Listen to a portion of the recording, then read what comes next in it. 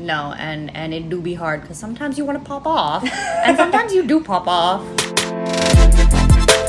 Audio Jungle. Hey there, experts. Hey there, experts. We're back with just a solo of me and Preacha. It's been a minute, honestly. Yeah, we've had quite a few awesome guests recently, but it's kind of nice to come back to our roots. Just us. Just us sitting on my beautiful bed. So today we have a deep episode. We're going to talk about dreams, people. Dreams and goals and ambitions. The lost, the forgotten, the new. Oh, wow. Specifically, we're going to talk about how our dreams have evolved since we were kids and sometimes even like within shorter time periods. But this feels especially relevant in this time period of our lives because our 20s are so experimentative. We go in with the vision and things just so much just changes. Some in our control, some out of our control. But something that we've found is that as we grow older, we are becoming more accepting of the changes that we have in our dreams, and that it's really okay to let go of ones that aren't necessarily our dreams anymore. And yeah, just that.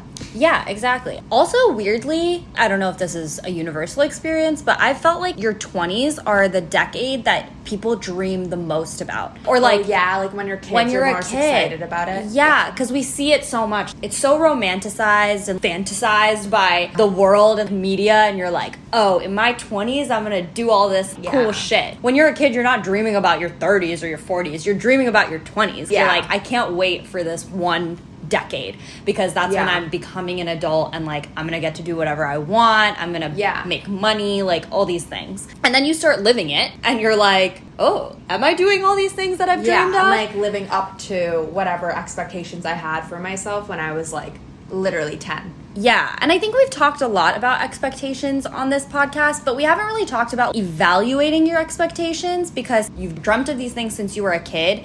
And when do we take pause and think, is this even what I want anymore? Yeah. How often do we check in with ourselves? And it's really kind of an uncomfortable feeling until you can recognize it and understand how to move through that, you know? So yeah, that's the convo of the day and what's been on our minds. So I think the first thing we want to talk about is letting go of old dreams, which really feels like the most painful part of this process. Especially when you've attached so much emotion to them. Dreams are emotional inherently. A lot of times we don't even want to speak our dreams into existence because they're so like exciting and make you so happy that you don't even want someone to like burst your bubble. Something about letting go of dreams is also attached to your ego. If you write off a dream, it's like you almost not proving to society that you can do something. And I think that's like one of the hardest parts about letting go of a dream, because it's like, am I letting everyone around me down if I don't even want this anymore? And I think that's a big part, especially being an immigrant. Maybe your parents have a set of dreams that they have for you.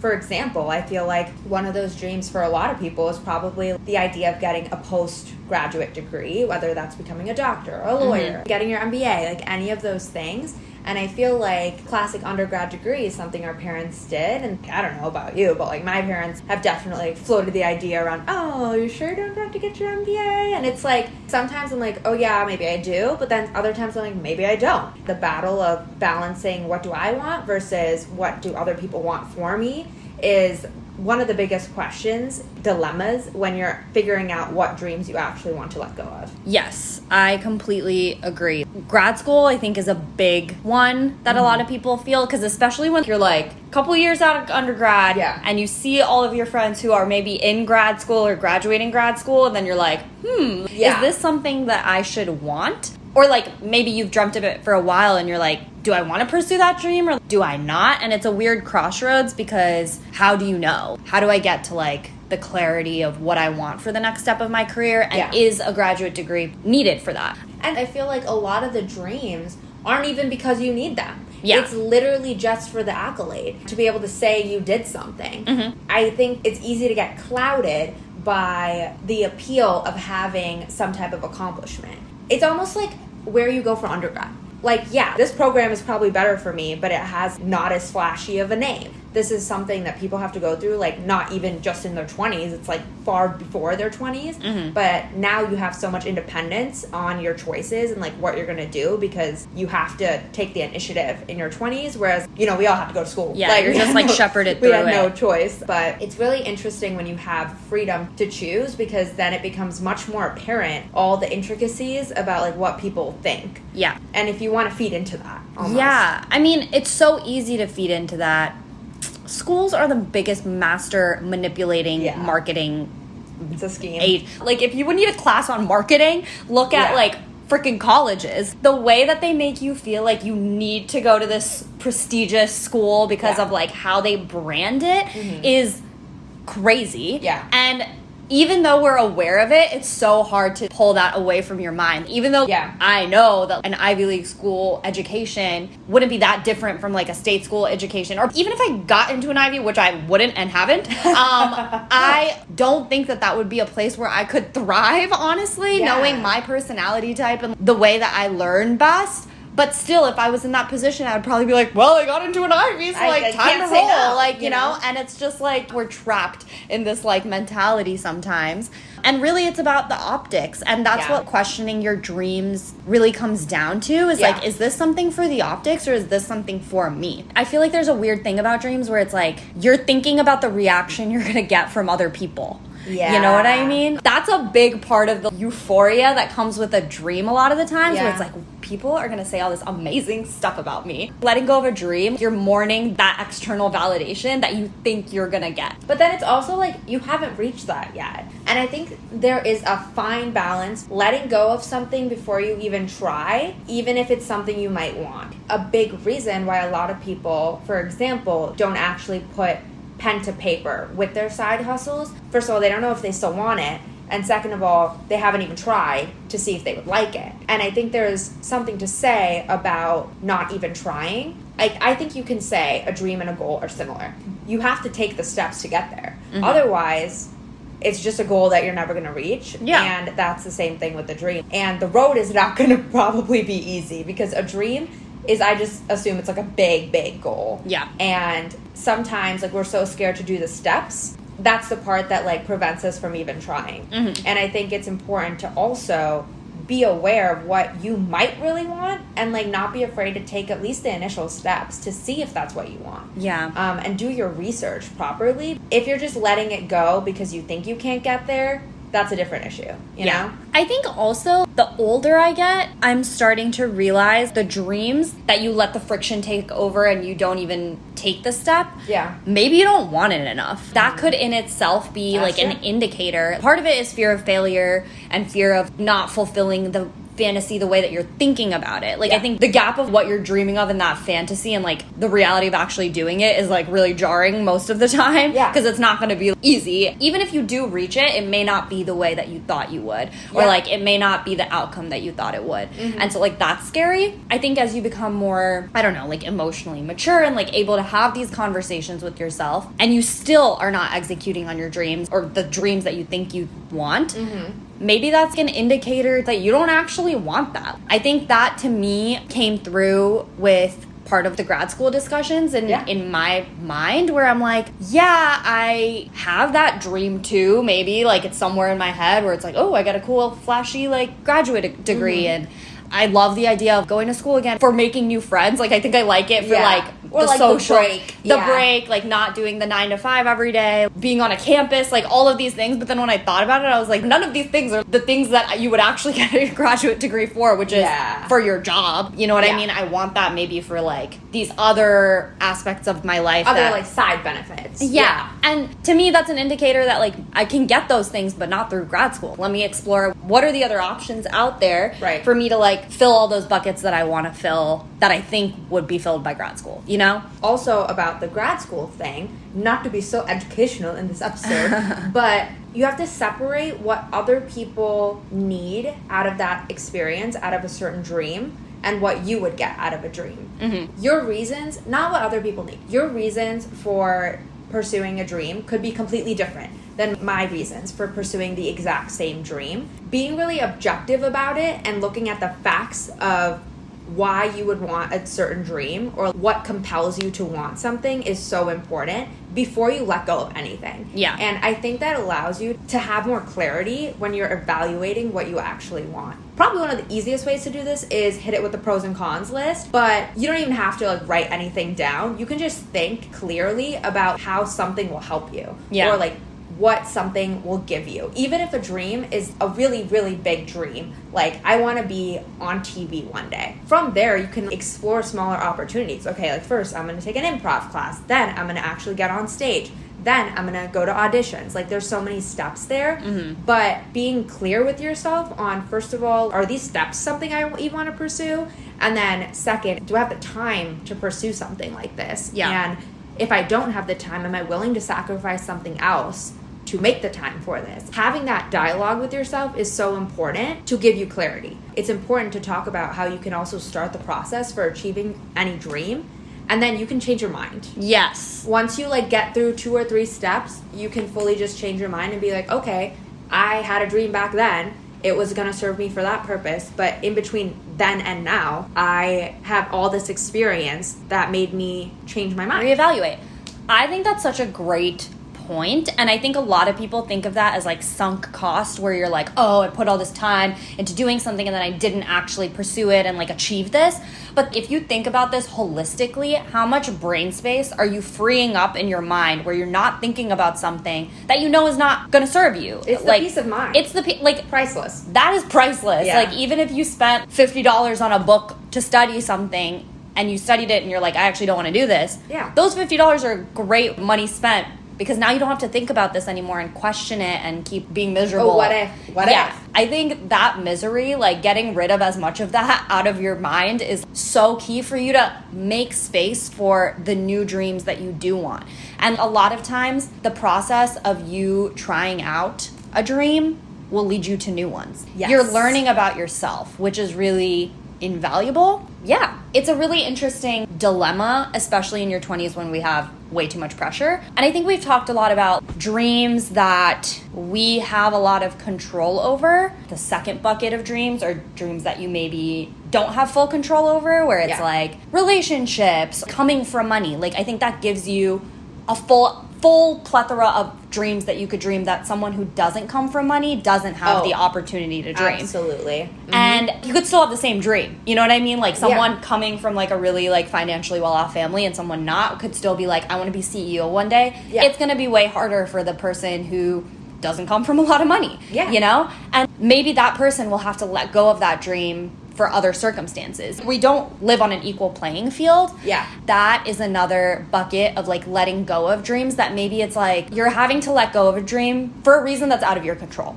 Yeah. Mm-hmm. And I think that's like a different layer of pain, where you're like, I can't even blame myself. I have to blame the universe. And like you like can have this is the circumstance. This is the circumstance. And then I think it's really easy to fall into like a victim mentality when you're in those positions and you just feel like the world is like happening to you versus like you happening to the world. And I know I felt this a lot and still do, especially with like the relationship aspects of my life, primarily because I think one of the biggest dreams I had when I moved to New York was like, this is the place that I'm going to find my person. Like I just felt so hype about that prospect. The possibility. Mind you, like I'd been in school, I've been in the same environment for like so long, and I was like, I can't wait to get the hell out of here. Yeah. And just meet different types of people and like have this experience in the city that I've always wanted to live in. And obviously that hasn't happened. And yet. But I think I've had to like mourn that dream a little bit. It's like this weird form of heartbreak, because you're like, fuck, my dream's not coming to life. And it's like, I don't know what I can do about it. Like, there are probably things that I can do about it too, but it hasn't happened to me. That's what it feels like. Mm-hmm. I think especially when you have like a really unique way that you want things to play out, you're like, damn, I just want this specific type of way, and it's not. I think something I've learned throughout this year is, I don't know, like I don't know how to fully articulate this, but I found this one reel that like literally spoke to my soul, where this girl, I will share it on our story. This girl was like, instead of focusing and fixating on these goals that you have or like dreams that you want to happen in your life, focus on the feelings that you want when you get there. And I think that it was like a mindset shift when I heard that. Yeah. Because I was like, yeah, like what do I want to feel in that moment with this one dream that I have of being in a relationship in New York? And I'm like, oh, I want to feel, you know, secure and like happy and like confident, supported, loved, whatever those emotions are that you associate with this really specific narrative that you have in your mind. And I'm like, I can give myself all of those things here, you know? Yeah. And I can still grow to experience all of those things here. And it's like the material thing most of the time is not what you need to be focusing on, which is like a really hard concept to wrap your mind around because you like think about everything in material things. But I think the same goes for like grad school or like the same for like wanting $1 million or wanting your own apartment or whatever the hell like your material thing is. It's like, what do you actually want when you get there? You want to have a new set of skills. You want to feel confident in your job. You want your own space to feel homey, whatever. Like there's always like an actual feeling you can associate with the material thing. And I think when you think about it like that, it's a lot less nothing's in my control and you feel like everything's in your control. Right. I have the ability to make myself feel that way. It doesn't fully fill that void, but it makes things a lot easier to deal with or let go of like very specific things that you've been thinking about, you know? Yeah, and I think that is a really great point you make because a dream doesn't have to be so defined. While it's amazing to have really defined, clear goals, an overarching dream doesn't have to be that specific, especially because when there's a lot more steps involved to get there, it's not as simple as I take an exam, I apply to schools, I get in. Mm-hmm. It's like, if I want to be a CEO one day, then I have to do so many things and there's so many paths to get there. So instead, let's think about if I want to be a CEO, what are all the things that are within my control to get there? Mm-hmm. And how can I still have that dream but still focus on my day-to-day in a productive way where I'm chipping away at a dream, but also I'm not beating down on myself daily because I'm not there yet. Yeah. There's no set amount of time to actually achieve a dream. Mm-hmm. Different people do it in different ways. Like Charli D'Amelio had no fucking idea she was going to be famous AF after a month of doing TikToks, but it just kind of happened for her and she probably never even knew that was in her cards. Mm-hmm. But the idea of like sharing something every day on your social media platform and growing your following and things like that, that is exciting. And those are small steps to hitting it big. Mm-hmm. And you just never know where something's going to take you. So I think being open-minded with how you're going to get to a goal, and it's kind of like that thing that you talked about in our manifesting positively episode about how you manifest something and then you put it away, the Oprah trick for manifesting, but how kind of, I want this, and you know you want it, but then you don't fixate on that thing. You just keep it in the back of your mind, knowing that you will get there, but being open to how you'll get there. Yeah, that is truly, like, that's the key to it all, but that is the hardest part. I've been learning a lot this year about, like, your inner child versus your adult egos inside of you, and I feel like that is an adult thing, where it's like, I want this thing, but I don't need to have it. I'm not throwing a temper tantrum to have this thing. I just know that I want it, and I feel security that I'll get there however I get there. Whereas, like, your child is like, I want it now, comparing yourself and all these things, and it's really hard to shut your child up. Yeah. Honestly, that takes mental resilience, and it takes time and maturity. I think it's, like, fine to have a lot of grace with yourself and not be, like, pissed that you feel that way, because I know I've experienced that in the past where I'm like, why am I being so immature? And it's like, no, the child still lives in you. Even being able to recognize that is, like, a great step. You don't want to get to a point where you're so overwhelmed and defeated that you won't execute on anything. That just gets you to the point of, like, numbness, and you're like, and I can't do it. And you're stationary at that point. Like, you're not gonna be doing anything that's gonna actually cause change in your life. One of the biggest, most practical examples of us was starting this podcast. I think we use the podcast as an example in every fucking episode at this point. But I think it's really applicable here because our dream wasn't just to launch a podcast. It's to build a community and, like, to be a source of inspiration for kids like us back in the day that didn't really find that amongst people that look like us, but also, like, amongst the resources that were available to us. Yeah. One of the biggest things I've learned from going through the podcast process and, like, building this out was that eventually you just stop doing it for anyone else even if there's only 10 people listening to our episode a week, I am still motivated to put the episode out. And I think knowing that you still feel that motivation to do something, even if you don't get immediate gratification from doing anything, is really special. And that is like a great sign that you actually want something and you're on your way to get there. Having that belief is the only thing that you can really have in those scenarios, because you're not gaining anything else. If you have a solid positive attitude about the fact that something makes you happy and like you are happy doing the steps to get there, then like that gives you more assurance that you're on the right path. At least that's how I want to think about it. Yeah. But we're still kicking it after a year and a half. That is the secret sauce. If everything in this world was driven by just money and external validation, nothing actually cool would happen. You know what I mean? It's easy to feel like a failure when you don't have some sort of recognition, money, whatever. Like you're like, oh, this isn't actually amounting to anything. When it's like, this is really fulfilling for us. We get people saying that they love this app, whatever. Like, we always talk about the podcast, as you said. But, like, you know what I mean? Like, there's some things that don't need to be quantified by material things. And at the end of the day, the material things are not what's going to make you happy. Someone could be making tons of money doing something, be super unhappy, and then just stop it because they don't have the drive to do it. Like, you can only be motivated by money for so long, honestly. Yeah. It's going to come off disingenuous after a while if that's the only reason that you're, like, doing something. You're showing up, And so there needs to be something else. Yeah. There needs to be. And usually that something else is way more important than all the other stuff because everything else is fleeting. Okay, we talked a lot about letting go of old dreams, but now we want to morph it into how you're discovering your new dreams.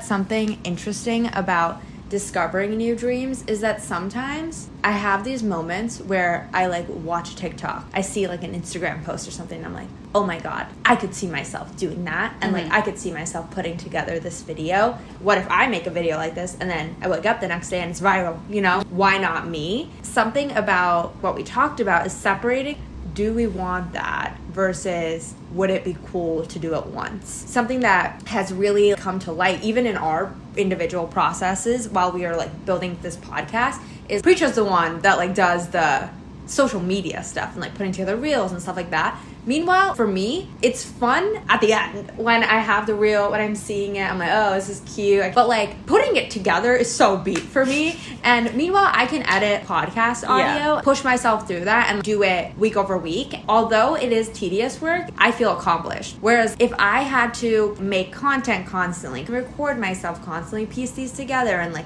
watch myself back again and again and again. It's fun one time in a month. I cannot do this every single day. And like thinking about how much work goes into something is important. Do you want to do this again and again? And also it's asking yourself, do I need to do it again and again? If I just like creating, can I just give the footage to someone else and they can do it? You can also think about it in many different ways, but I think it's about being realistic about what processes can you repeat it again and again and like you'll be happy about it. To like ask yourself when you're discovering a new dream. I completely agree. And my biggest takeaway is you will never know unless you try. Both of us, when coming back to the podcast, we both tried both things, editing videos, editing podcast content. And we both have our own things that we gravitate towards and have strengths on. Yeah. Like I think you can learn a lot of things, but sometimes it comes down to like what you're naturally kind of inclined to. Like your personality type, you're way more detail oriented and like good at combing through a lot of things. Whereas I'm definitely one to just big picture it. I'm not looking at every millisecond. I think that also helps because it allows you to push more out there faster. You'll probably have more success in that. Yeah, 100%. I think you just need to try. That to me is like the biggest step. And I think a lot of times when we say try, it feels like it's like on a grand scale and like dreams is like a grand word, but it could be so small. I was thinking about this the other day. I really enjoy, or I think I enjoy cooking, and a dream of mine would be like to be a really good cook. Not saying I need to open, you know, Michelin star restaurant, but like I would love to like be able to whip it up real good at home, try new things, not just eat the same routine things all the time. I would love that for my future self. Sometimes it's overwhelming. We make so many excuses. We're like, I live in an apartment, I don't want to get all these groceries, I have a beat kitchen, whatever. And it's like, you could just like one recipe a month, try it out, let yourself cook a nice dinner at home versus getting one out. Do it for 2 months, and if you literally hate it, if it was way more exhausting to you than like, actually like just getting takeout, then okay, like just get takeout. You know what I mean? Like it's fine. Again, it's not a failure. It's just learning about yourself. And I think a lot of times if you pitch it to yourself as, oh, I'm just hanging out with myself to understand what I want, that makes it a lot less daunting. It doesn't always have to be like this big grand step of signing up for a cooking class for 10 weeks or something. Like it can be that if that's what you want, but like it doesn't have to be that every time. And there's way to incorporate things you're inclined to in your day-to-day life in like really small actions, and then you can see what you continue to like and don't like. But yeah, I think something about embracing your dreams evolving is understanding that your wants and desires will definitely change over time, and being open to embracing those changes. A lot of the times our younger selves want something, and then we bring that into adulthood because we wanted it then you still want it now. And it's like, no, you can want something at one point in time, and then now you don't want that anymore. It could impact the things that you thought you wanted back then could just look different now. One prevalent example of that for me is my wedding. Honestly, I was not one to be like, can't wait till my wedding, like whatever. Like I haven't really thought about it that much until like probably the last 2 or 3 years when it became more prominent in my mind because I saw my life going down that path. But since I first started thinking about what I wanted in a wedding, I was like, oh, I want this type of wedding outside in the US. It's gonna be like all these people and it's gonna be the best thing ever. And I thought I just wanted just the standard big fat Indian wedding. Now I feel like I have way more clarity than I ever have had, which is I want my extended family there. And my extended family consists of my parents' siblings and my grandparents, and most of those for me are in India. So now something I'm thinking about is I'm like, what can I do to make that possible for me? And it's not as much about, do I need to invite 200 of my parents' closest friends in the United States? No, it's not even going to impact my experience. Also, what I want after this wedding. I think before, the dream was the wedding. Now I'm like, okay, the wedding, but then there's also my entire life after the wedding, and like, what do I want there? How am I going to think about this wedding practically, financially, emotionally, to fit both my current vision and also my goals in the future? A lot of that is me being vocal about it. Sometimes your dreams are affected by like what you're hearing from your family, your loved ones, what your best friends around you are doing. But it's really important to ask yourself, what do I want? And be vocal about what you want to like your friends and family and like the ones that are impacted by your choices.